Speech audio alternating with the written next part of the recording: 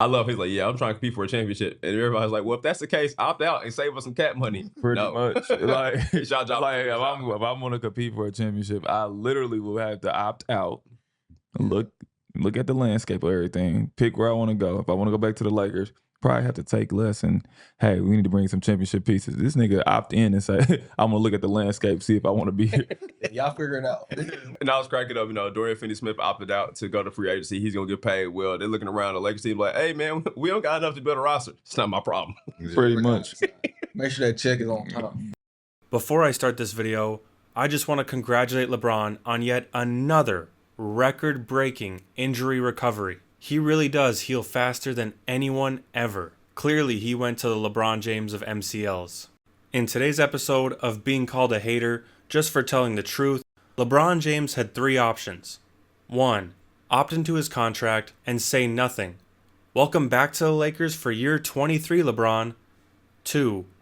Opt out of his contract and restructure a new deal with the Lakers, taking a modest pay cut to sign role players that are important for winning now. It wouldn't be enough to sign a star, it wouldn't be life-changing, but it could help their depth. 3. Opt out and sign anywhere else.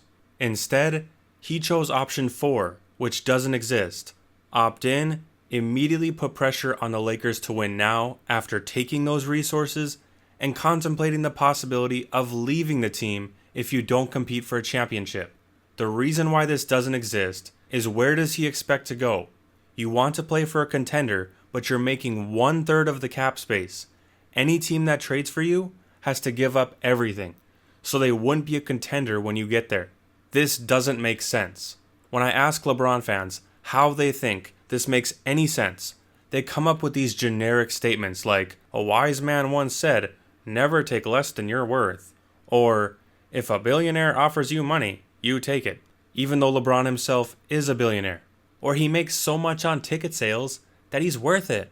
Those statements justify him opting in, not his statement after opting in. If you wanted to win at all costs, you're a billionaire. Even if it's just a small amount to help the team, why not do it? If you don't care about winning rings because rings don't matter or whatever, then take your money and play. This team hired the coach he wanted with no experience. They drafted his son and gave him a long-term guaranteed contract when he didn't deserve it. And don't go saying he's the 55th pick. Laker fans want banners. And if this were any other player, even a random 55th pick, taking up a roster spot when he didn't deserve it and he's not good enough, they wouldn't stand for it. But since it's LeBron's son and it makes him look better, everyone allows it. LeBron wanted AD, they got AD. He wanted Westbrook, they went and got Westbrook. He preferred Darvin Ham over other candidates, they chose Darvin Ham. This franchise has done everything they can to appease LeBron. And after all that, he expects this team to build a championship contending roster after opting in for $53 million. Or finding a trade with a contender that won't gut their team so when he gets there, they'll still be a contender. That is literally not possible. He came out with a statement saying he wants to compete for a championship after making it impossible to compete for a championship. Pointing out that obvious fact isn't hating.